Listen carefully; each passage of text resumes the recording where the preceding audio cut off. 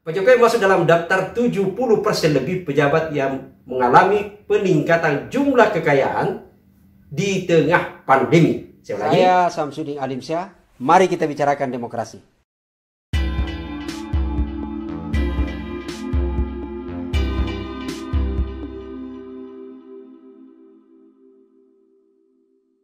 Halo teman-teman sekalian, Assalamualaikum warahmatullahi wabarakatuh. Terima kasih, kita jumpa lagi di channel Ustadz Demokrasi. Teman-teman sekalian, pada edisi kali ini kita akan membahas berkaitan soal kekayaan. Siapa kira-kira yang paling kaya gitu ya, antara Jokowi sebagai Presiden Republik Indonesia atau dua orang anaknya. Satu adalah wali kota Solo, yaitu adalah Mas Gibran gitu ya, atau anaknya lagi yang satu, yaitu adalah Kaisang yang sekarang ini aktif sebagai pengusaha. Teman-teman sekalian, kita semua publik gitu ya, kemudian tiba-tiba tergelipik dan penting menelusuri soal kekayaan mereka berkaitan dengan setelah pasca pelaporan yang dilakukan oleh Kang Ubed gitu ya. Ini Ubed Ubedillah adalah salah seorang dosen di UNJ, sosiolog malah beliau gitu ya, yang kemudian melaporkan dua anak presiden ke KPK karena diduga, saya menyebut diduga gitu ya, diduga terlibat dalam kasus dugaan korupsi dan praktek pencucian uang.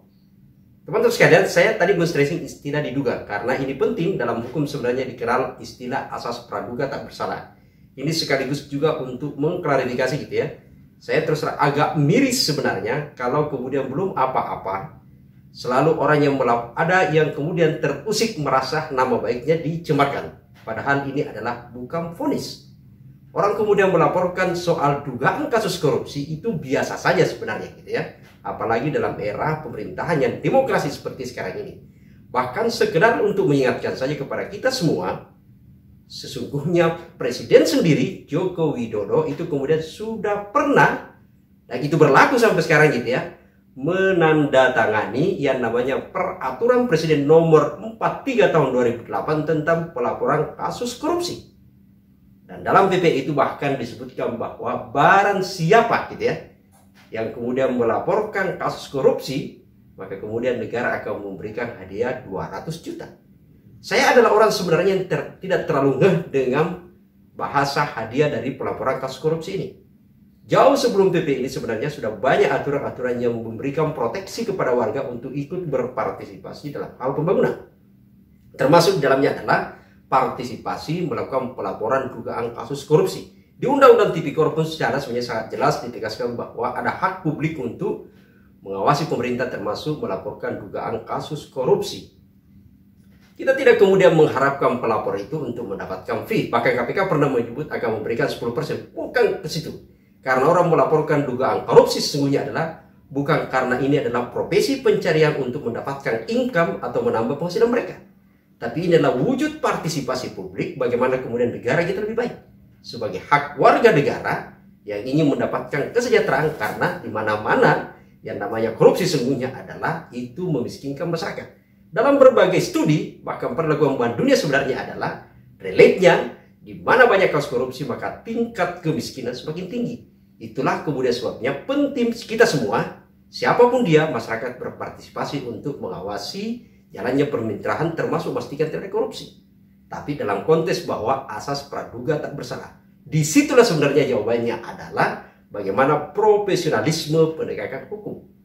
Banyak orang kemudian banyak praktek-praktek melaporkan kasus-kasus jauh sebelum pemerintahan sekarang dan itu tidak ada masalah. Bahkan kasusnya dilaporkan ada yang terbukti dan tidak ada terbukti. Tidak ada masalah, karena ini adalah bagian, sekali lagi, bagian dari partisipasi publik. Teman-teman sekalian, kita tidak akan membahas kasus yang dilaporkan Kang Ubed gitu ya. Itu sudah selesai dan sekarang sudah berproses, meskipun yang bersangkutan, kita tahu bahwa mereka pun juga sesungguhnya diancam untuk dilaporkan balik. Dan sekali lagi yang saya sebutkan adalah, sejatinya aparat penegak hukum itu kemudian harus jeli melihat persoalan ini.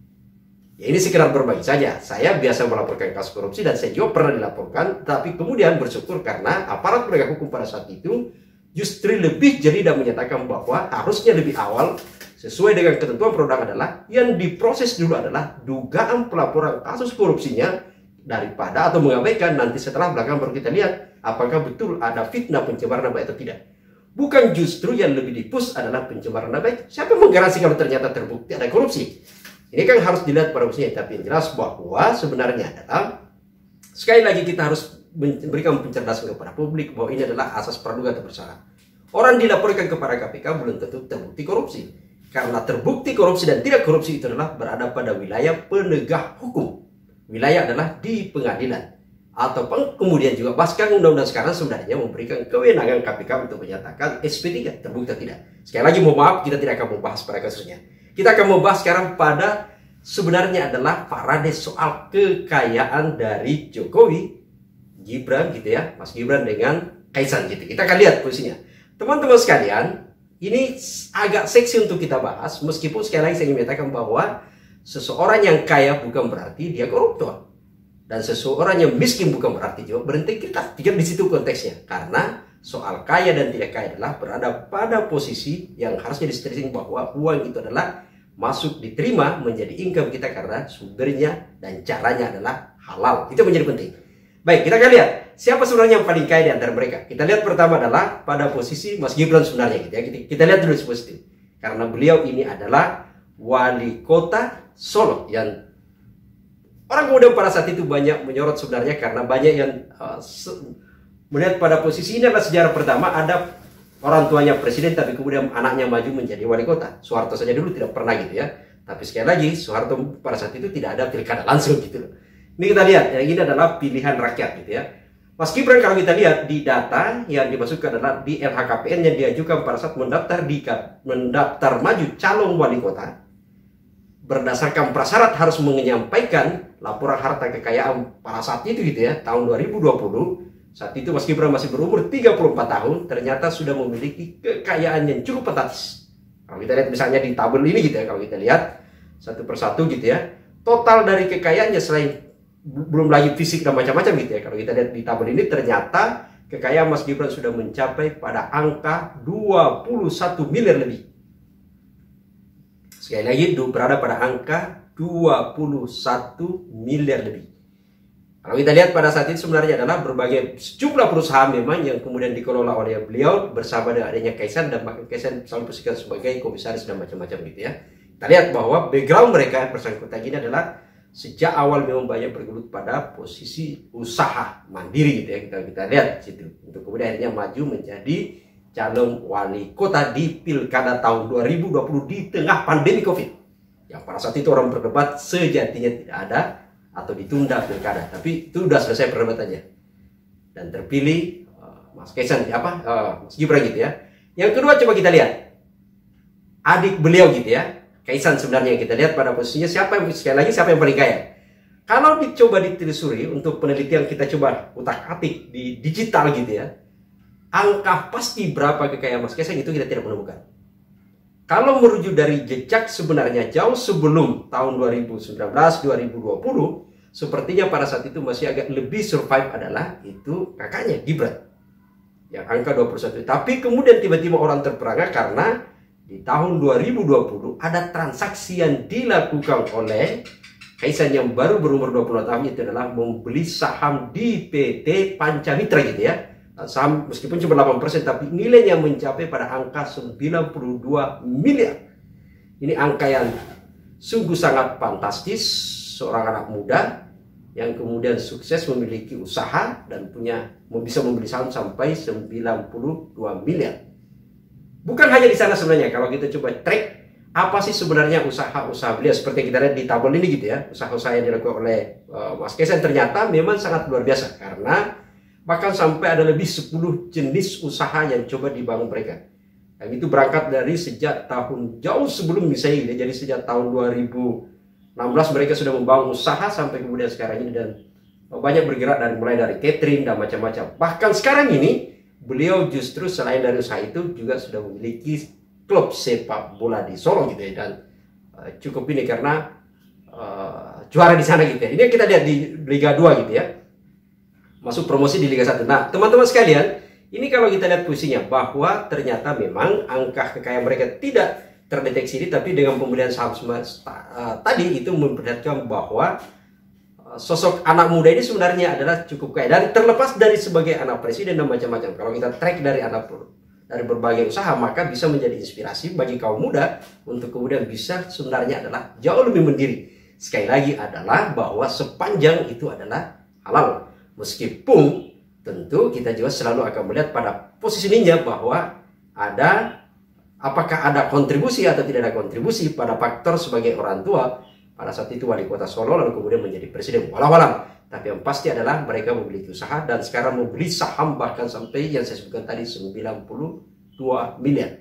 Ini sepertinya kita lihat di deretan sejumlah nama perusahaan yang coba yang dimiliki oleh Mas Kaisang gitu ya. Nah, sekarang kita akan bergeser ke tadi adalah Gibran, Kaisang, lalu kemudian kita bergeser ke orang tuanya gitu ya. Jokowi sebenarnya. Berapa sih kekayaan Pak Jokowi gitu ya?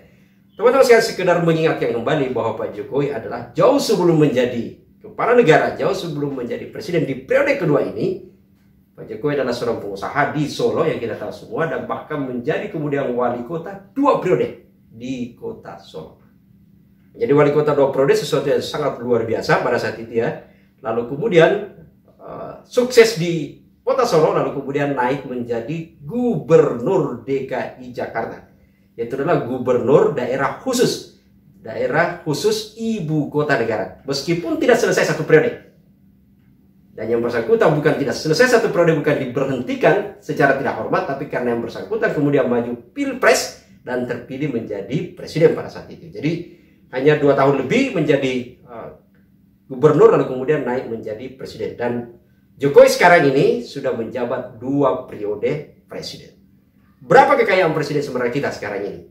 Kalau berdasarkan data LHKPN yang diajukan ke KPK per 2000 data untuk kekayaan mereka di 2020 sebenarnya gitu ya, kalau diakses di 2001 dan kemudian kekayaannya di 2020, ada hal yang menarik sebenarnya karena Jokowi itu berada pada angka kekayaannya yang cukup signifikan juga, yaitu mencapai pada angka 63 miliar. Kayak mereka gitu ya, dari sederet jumlah aset, bukan hanya Jakarta ya, namanya orang, karena dia orang di luar, orang Jawa gitu ya, di sana ada banyak kekayaannya di beberapa daerah, sebagai baik harta fisik maupun harta bergerak gitu ya, dan tidak bergerak. Kita lihat angkanya mencapai pada total 63 miliar lebih gitu ya, 63,6 miliar harta kekayaan Pak Jokowi pada saat itu, yang ternyata Presiden kita Joko Widodo adalah salah satu yang mendapatkan berkah, justru bertambah nilai kekayaannya sampai 8 miliar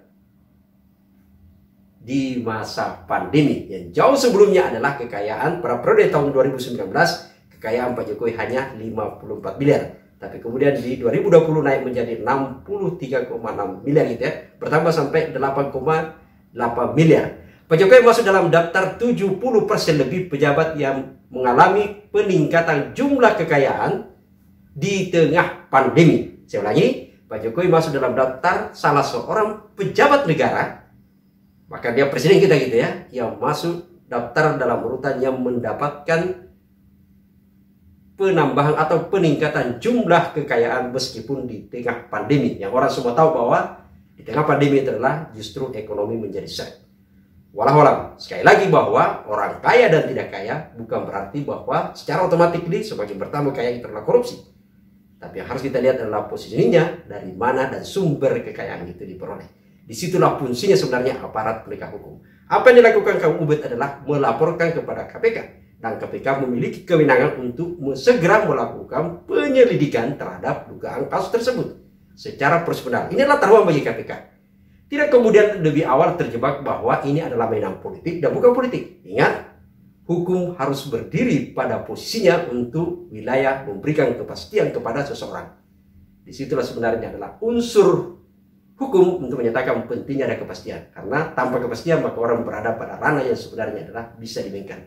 Kita ingin mengingatkan bahwa benar hukum jangan digunakan sebagai alat kekuasaan untuk menjebak apalagi membunuh karakter seseorang. Tapi jangan juga karena alasan itu lalu kemudian hukum tidak bergerak. Karena bagaimanapun juga segera selalu ada kepastian.